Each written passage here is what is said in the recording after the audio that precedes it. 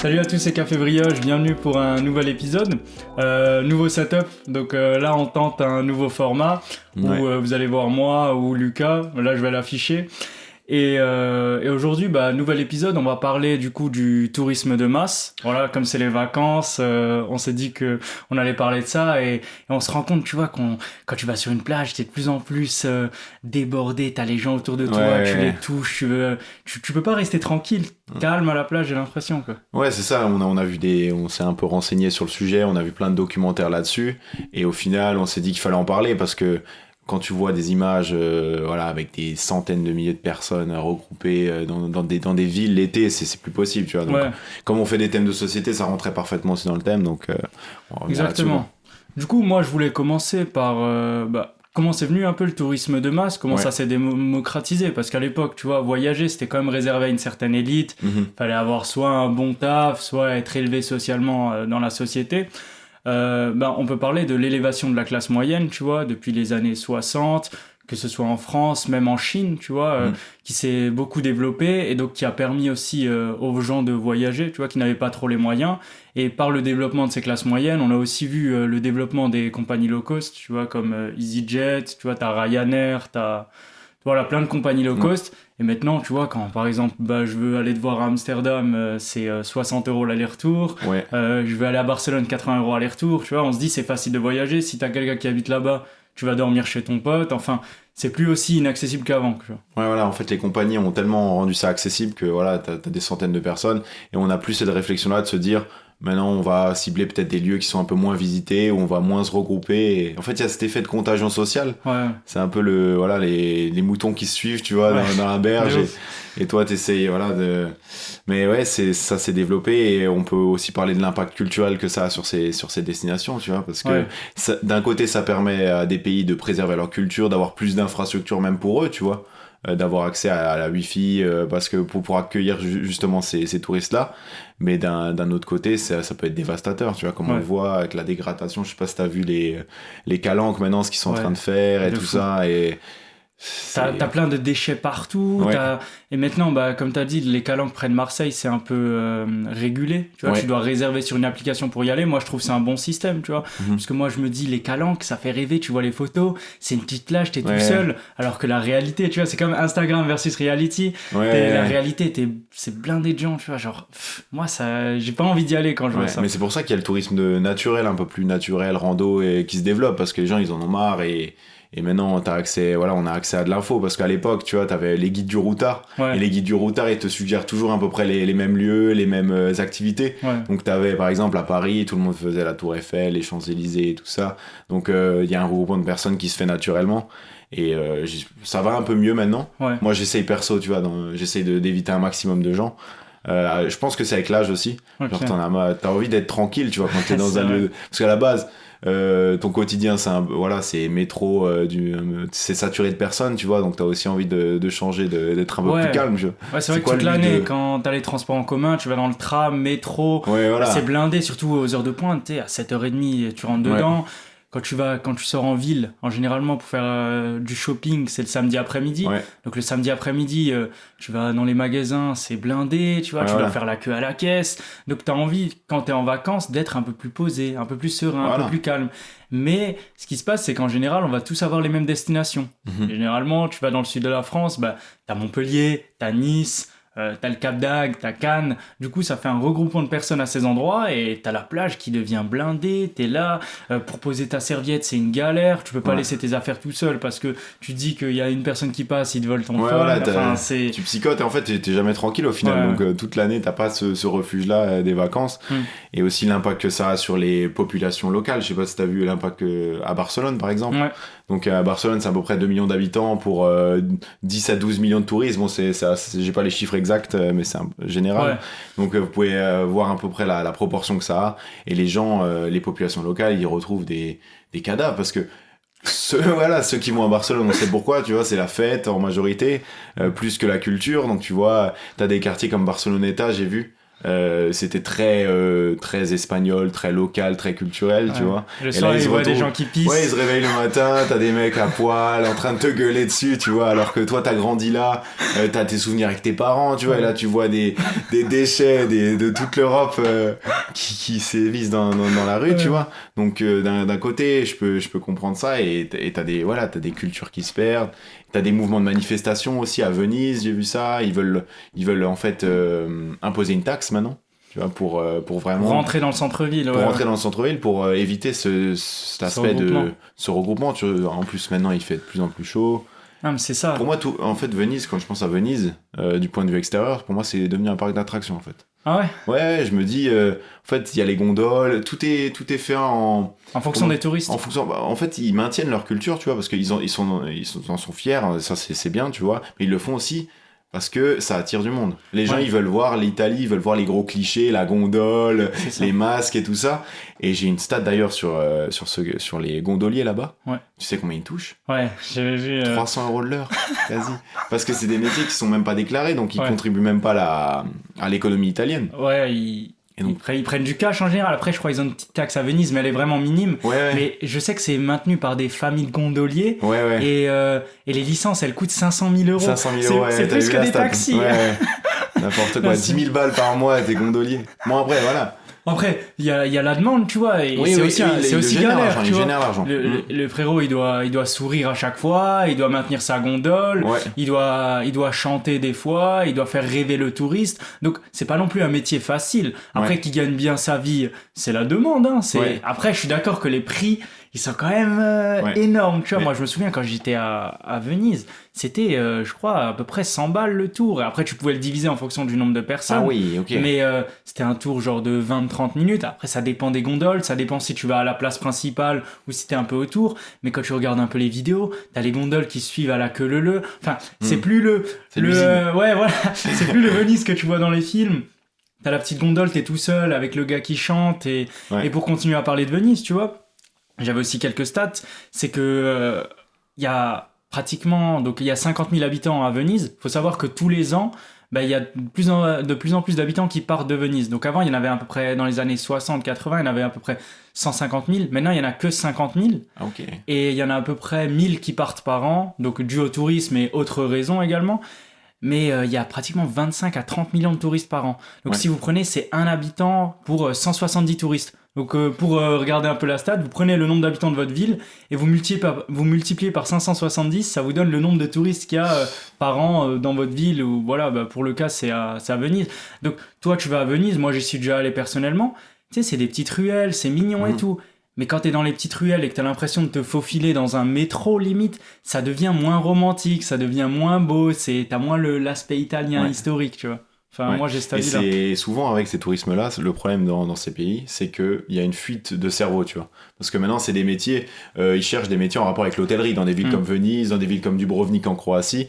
Et du coup, tout ce qui est ingénierie et économie, ils se barrent en fait. Tu vois, les Croates, les Italiens, parce que il y a plus de métier. Tout est en lien avec l'hôtellerie et voilà. Ou le tourisme, tu vois, les boutiques de souvenirs. Les boutiques de souvenirs, voilà, il faut pas être très qualifié pour ça. Donc c'est ça que je voulais mettre aussi en avant, parce que pour contribuer à une économie, à un développement d'un pays, il faut aussi avoir un peu de métiers qualifiés. Enfin bon, voilà.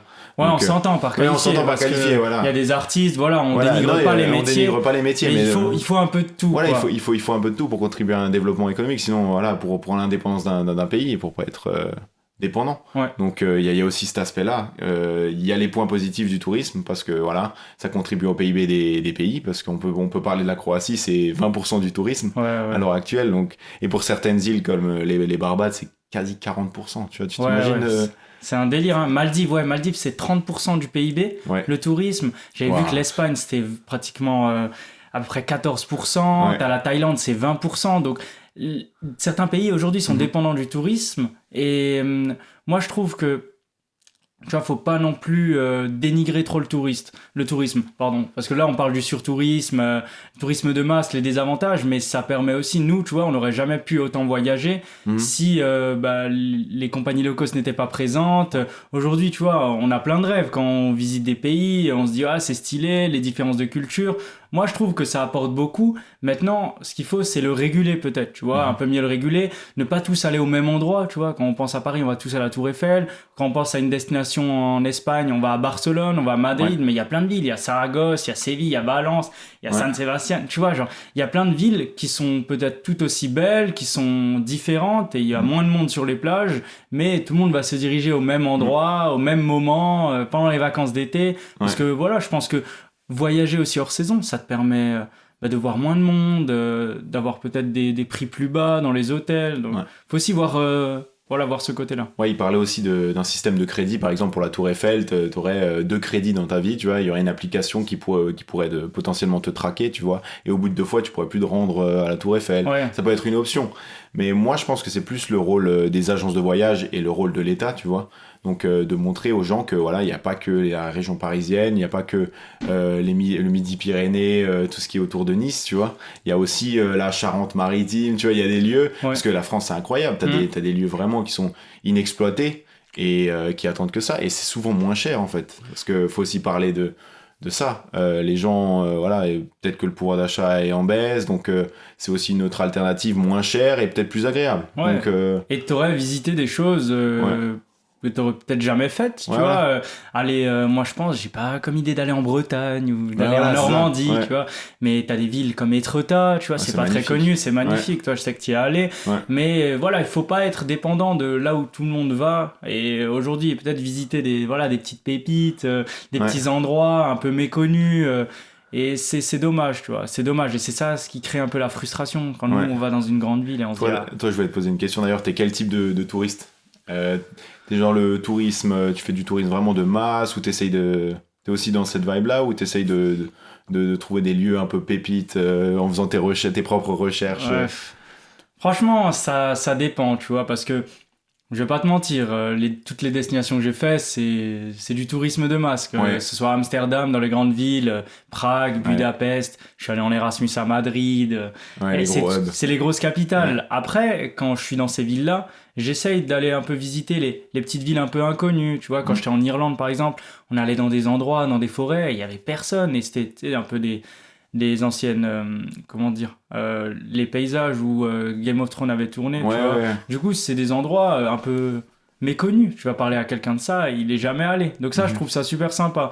Maintenant, globalement, à chaque fois que je vais dans une ville, tu vois, j'étais en Erasmus à Madrid, je sors dans le centre-ville un vendredi soir, un samedi, ou même un samedi après-midi, c'est bondé, c'est blindé, tu vois. Et t'entends beaucoup de touristes.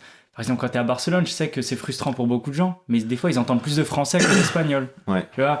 Donc, ça montre aussi, ça a ses limites. Et toi, du coup? Ben, moi, je suis aussi dans le tourisme de masse parce qu'on peut pas le fuir, tu vois, même en Erasmus, t'es obligé de, voilà... C'est le moins cher. Même dans les programmes proposés, voilà, ils te proposent pas souvent ils te proposent les grosses villes, tu vois, Barcelone, Madrid et tout ça. Donc, tu peux pas le fuir. D'un côté, mais je pense que là je le ressens de plus en plus, j'en ai un peu marre, tu vois, te retrouver dans des villes, même Prague, on y était aussi avec des potes aussi, tu te retrouves là-bas, bon, c'est plein été, tu vois, c'était bondé dans la place centrale, c'est pas agréable au final. Donc je pense un peu, tu deviens un peu agoraphobe, enfin, tu vois, t'as peur, tu te sens mal avec la foule. Mais je pense que cette congestion est due aux réseaux sociaux, tu vois. Genre, t'as envie de partager des lieux que tout le monde peut reconnaître, tu vois. T'as envie de montrer que t'as été à la Tour Eiffel, t'as été à l'Empire State Building, tu vois. Tu peux pas dire, oh, j'ai été dans la grotte au fin fond de la Macédoine, tu vois. Non, mais c'est ça. Mais ça peut être tout aussi beau, tu vois. Ça peut être tout aussi beau, mais dans la psychologie des gens, ils vont se dire, voilà, ils vont partager. Moi, je suis pas dans ce temps. Ah, pas du tout, moi non plus, mais je peux peut-être comprendre ça aussi. Après, on a oublié de parler d'un aspect, c'est aussi la pollution que génère, tu vois, le tourisme de masse. Parce que ça gêne les villes, au niveau du nombre de personnes qu'il y a, la foule que ça génère, mais il y a aussi la pollution, tu vois. Il faut savoir qu'aujourd'hui, j'ai vu la stat et j'étais choqué, c'est les bateaux de croisière, c'est une pollution mais monstrueuse, surtout que généralement, tu sais, ils font un peu les petits tours en Méditerranée, donc ça passe par Dubrovnik, Venise. Ils font un petit donc tour, eux, déjà, ils ramènent énormément de touristes et ils abordent ces villes-là. Et ils polluent énormément puisque tu vois ils doivent maintenir la chaleur, la cuisine, tu vois, il y a plein de choses qui tournent dans la croisière, donc ça génère beaucoup de dioxyde de soufre. Et j'ai vu que par exemple 47 bateaux, il y a une étude qui a été menée, donc 47 bateaux en 2017, ils ont rejeté 10 fois plus de dioxyde de soufre que toutes les voitures dans toute l'Europe. Ah oui. T'imagines? Ok. Donc, ils ont rejeté 10 fois plus de dioxyde de soufre que toutes les voitures dans l'Europe. C'est... Enfin, pour moi, cette stat, elle est énorme, tu vois. Et souvent, le pire, c'est qu'ils restent pour une journée. Ils switchent de ville à chaque journée. Donc, ils contribuent même pas à l'économie locale, en fait. Ils vont rester, par exemple, une journée à Venise. Ils vont faire quelques heures là-bas. Ils vont acheter leurs petits souvenirs. Après, ils vont se barrer. Et souvent, donc, ils vont juste lâcher leurs déchets, repartir. Et après, en fait, c'est de la consommation rapide, tu vois. On prend plus le temps vraiment de se poser dans une ville, vraiment profiter. Voilà, c'est... Ouais, se poser dans un café, peut-être une après-midi, et regarder... Et ça existe plus. Et justement, ça énerve un peu, tu vois, les communes, que ce soit de Dubrovnik ou de Venise, parce que ces touristes-là, ils vont pas consommer. Tu vois, ils vont pas être aussi profitables qu'un touriste qui reste pendant une semaine. Ils vont rester là. Des fois, certains, ils vont dire, ils vont juste manger leur pique-nique, ils vont repartir dans le bateau. Ils vont rien dépenser. Donc, eux, ça leur apporte rien. Et au final, ils contribuent à rien et après ils repartent dans leur bateau. Donc tout ce qu'ils ont ramené, c'est de la pollution et une foule. Ouais, quoi. C'est ça. Et même t'as des villes qui sont traversées, qui ont rien demandé, tu vois, qui se font polluer parce que sur le chemin, parce que souvent ils sont proches des côtes, tu vois. Et t'as toutes les villes. Il y a Marseille aussi qui est touchée. Il y en a plein comme ça. Et à force d'avoir beaucoup de tourisme aussi dans les villes européennes. Ce qui, le phénomène, c'est aussi que les prix de l'immobilier sont en hausse perpétuelle, tu vois. Parce qu'il y a beaucoup de capitaux qui se retrouvent l'été, par exemple. T'as beaucoup d'investissements étrangers, des gens qui achètent des appartes dans des villes. Par exemple, je prends l'exemple de Lisbonne. Les investissements se font de l'étranger, en majorité, parce qu'il y a des avantages fiscaux, voilà aussi, pour les gens qui vont s'installer. Les évadés fiscaux. Les évadés fiscaux, comme on les appelle. Et voilà. En fait, il y a de la gentrification. Les Portugais sont chassés, tu vois, de leur propre ville. Mais quand t'as des loyers à 400-500 euros et que t'as le salaire moyen, il est à 600-700 euros. Et le coût de vie, je suis sûr que tu reviens dans les années 80 dans les rues de Lisbonne. Le café, tu le payais 2 fois moins cher, peut-être. Ou les restos. Les restos sont encore pas chers pour nous, mais pour des Portugais qui touchent 1000 balles par mois, voire moins. C'est devenu n'importe quoi. C'est ça, mais c'est même moi à Madrid. Je peux comprendre leur frustration d'un côté. C'est énorme, tu vois. Je vois les prix dans les magasins, comme tu dis, la nourriture, elle est pas chère. Mais je me dis que quand le salaire, en général, quand je parle, il tourne autour de 700, 800, voire jusqu'à 1200. Et je vois que moi, je paye un loyer à pratiquement 500 euros dans une colocation. Je me dis, mais comment tu peux espérer trouver un travail à Madrid et vivre correctement, tu vois, parce que le loyer, il coûte plus cher qu'à Strasbourg, alors que tu es dans un pays où le coût de la vie et le coût moyen, il est des fois 20 à 15-20% moins cher. Pour moi, c'est incompréhensible. Et ça rejette, en fait, ça rejette les personnes qui habitaient par exemple à Madrid, Barcelone et qui vont quitter la ville pour habiter dans des plus petites villes parce qu'ils n'ont plus les moyens et ça laisse place juste aux apparts et aux Airbnb. Tu vas aller dans une ville, tu vas que trouver des Airbnb et du coup ça baisse l'offre des appartements pour la location, ça monte le prix des locations et il n'y a rien qui va, tu vois. Et je trouve qu'il y a eu un phénomène aussi qui s'est développé surtout cette année, tu vois. Après le Covid, il y a eu une sorte de revanche, tu vois. Les gens, ils en avaient marre de rester à la maison. Voilà, pendant 2 ans, on n'a pas pu trop voyager, tu vois, et tu vois une recrudescence et là t'as les aéroports, je sais pas si t'as vu, t'as l'aéroport d'Amsterdam qui est totalement saturé, manque de personnel, t'as des employés qui sont formés qui ont changé de profession tout simplement, et donc là ça crée des bordels aussi, donc il y a aussi cet effet. Toi est-ce que tu voyages plus après le Covid qu'avant, ou est-ce que tu as changé tes habitudes de voyage? Je vais pas changer mes habitudes, tu vois, je fais en fonction de mes moyens toujours. Je t'ai pas dit vas-y je reprends à fond là le voyage, non, pas du tout. J'en avais marre et pas du tout. Bah, déjà je voyageais pas souvent, j'essayais de faire un petit voyage par an. Là en fait le Covid, l'effet qu'il m'a fait c'est plus visiter la France. Il n'y a pas forcément besoin d'aller à l'autre bout du monde, tu vois. Du coup, j'ai profité, j'avais jamais vu Lyon, j'avais jamais vu Toulouse, j'avais des potes qui étaient là-bas. On s'est dit, pourquoi pas, tu vois, même avec toi jusqu'à Toulouse. Et voilà, parler de l'aspect pollution, parce que, tu vois, on est allé à Toulouse en avion, je sais que c'est pas bien, tu vois, mais aujourd'hui, on te dit, oui, prioriser le train, mais nous, on est étudiants. On voit un billet d'avion à 80 € aller-retour. Je vois le billet de train, c'est 150 € juste l'aller. Qu'est-ce que je vais choisir, tu vois? Je suis d'accord, il faut faire attention à renoncer à certains voyages, pour l'écologie, il faut essayer de limiter son empreinte carbone. Mais moi, mon seul voyage que je vais faire dans l'année, ça va peut-être être Toulouse. Est-ce que je vais dépenser le double pour la planète pour déjà faire 10 heures de voyage au lieu de 1 heure? Tu vois, à quel prix? Je veux bien faire 7 heures de voyage. Si tu me proposes le train au même prix que l'avion, je veux bien faire cet effort. Tu vois, pour la planète, c'est électrique, sachant que le train, c'est plus à l'aise, tu vois, t'attends pas 2 heures et tout ça. Après, dans ta situation, t'es pas non plus le pire, tu vois, tu l'as fait une fois dans l'année, donc c'est pas ça. non plus... Ouais, quand tu dis que certains le font assez souvent... T'en as qui le font, t'en as qui ont, voilà, qui, pour le boulot, qui doivent vite partir, mais revenir. je peux pas leur en vouloir, parce que ça leur fait le double du budget, tu vois. Aujourd'hui, si... C'est un peu paradoxal, t'as des fois le pouvoir d'achat qui baisse, et ensuite tu dois c'est ça. respecter des... Peut-être faire un peu plus d'efforts à ce niveau-là, si tu veux que les gens...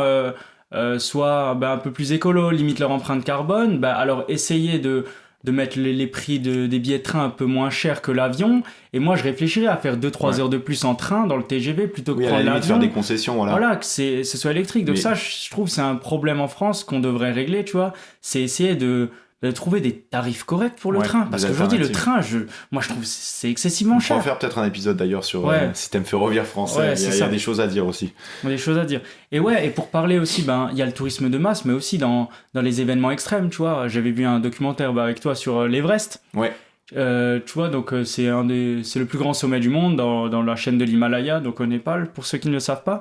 Et maintenant, pour ces montées-là du sommet, ça se fait dans des périodes entre mai et avril, donc bien précises. C'est vraiment une niche. Et c'est des alpinistes en général assez expérimentés. Le tourisme, il a fait que t'as des gens un peu moins expérimentés qui vont y aller. T'as des gens, ils vont monter en mauvaise période. Et ce qui fait qu'à la fin, ils vont se retrouver donc à des hauteurs à 7000, 8000 mètres d'altitude avec une queue. Tu vois, mais attends, t'attends quoi ? T'attends dans un musée ? T'attends juste pour le sommet. En plus, t'en manques d'oxygène dans ces lieux-là, donc tu dois vite terminer.